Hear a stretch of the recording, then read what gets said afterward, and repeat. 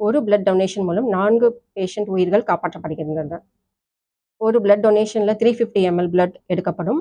அதில் ஆர்பிசி என்கிற சிவப்பணுக்கள், டபிள்யூபிசி வெள்ளை அணுக்கள், பிளேட்லெட்ஸ் தட்டை அணுக்கள் மற்றும் பிளாஸ்மா என்கிற லிக்விட் 4 கூறுகளாக பிரிக்கப்பட்டு பேஷண்ட்டுக்கு மேட்ச் ஆகிற எந்த பிளட்ல என்ன செல் தேவையோ அது மட்டும் செலுத்தப்படும்.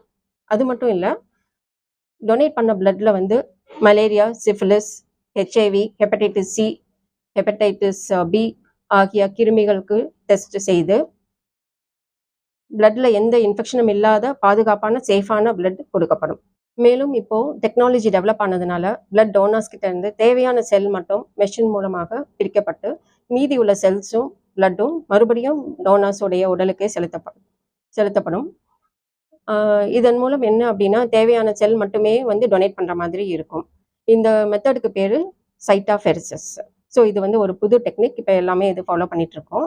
அதனால டொனேட் பண்ற பீரியாடிசிட்டியும் கொஞ்சம் ஃப்ரீக்வெண்ட்டாக கொடுக்குற மாதிரி இருக்கும். பிளட் குரூப்ஸை பொறுத்த வரைக்கும் 4 டைப்ஸ் இருக்கு.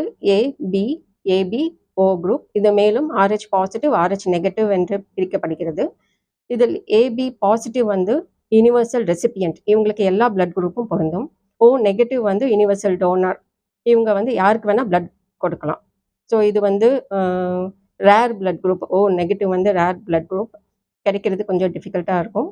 அதுலேயும் டோனர்ஸ் நிறைய பேர் நோட் பண்ணிட்டு அவங்க கிட்ட இருந்து பிளட் கலெக்ட் பண்ணிக்கிறோம். யாரெல்லாம் டொனேட் பண்ணலாம் அப்படின்னு பார்த்தோம்னா, 18 வயது முதல் 65 வயது வரை ஆரோக்கியமாக இருக்கிற யார் வேணாலும் பிளட் டொனேட் பண்ணலாம்.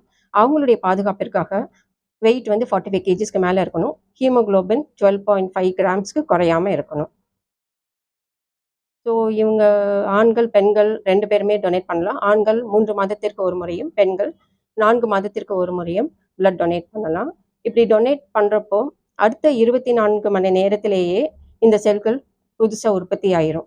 அப்படி இருக்கிறப்போ ரெகுலராக பிளட் டொனேட் பண்ணுறவங்களுக்கு எப்போவுமே ஒரு புது செல் ஃப்ரெஷ்ஷாக இருந்துகிட்டே இருக்கும். இது அவங்களுக்கு இன்னும் ஆரோக்கியத்தை கொடுக்கிறது. அதனால் பிளட் டொனேஷனை இன்னும் என்கரேஜ் பண்ணுறோம் அவங்களுடைய ஆரோக்கியத்திற்காக.